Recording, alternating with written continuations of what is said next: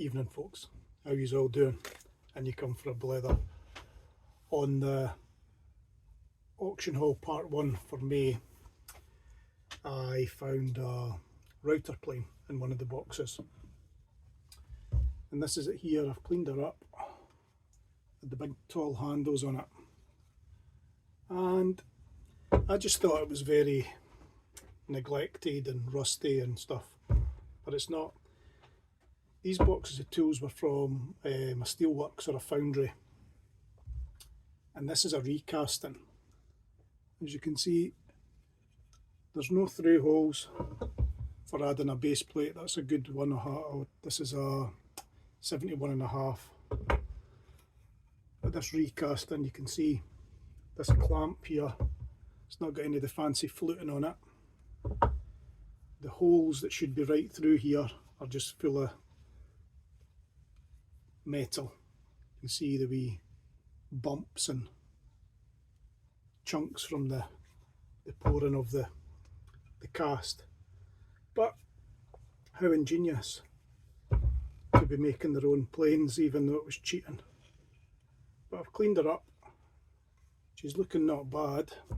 They made their own handles. No fancy screw on the back again. This wee nice screw that these 71s have. None of that. I even think they made the cutter in the blacksmith shop. Wee wheel, this threaded part here. It's not a nice chunky thread like on here. It's a wee fine piece of whatever they had lying around. But certainly, from what they had, they produced a plane. Might not be like this one, but it's certainly done a job, and it kept your handles up out the road, your hands up out the road on these tall handles. And that's that. So there's the wee recasting of the 71. You can just maybe make out some of the stuff here, Stanley and number 71 there. And all this sort of checkerboard stuff, none of that's on here. It's just rough from the foundry, but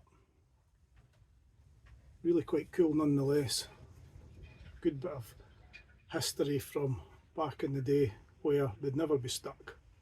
They'd just get on with getting on and make whatever they needed.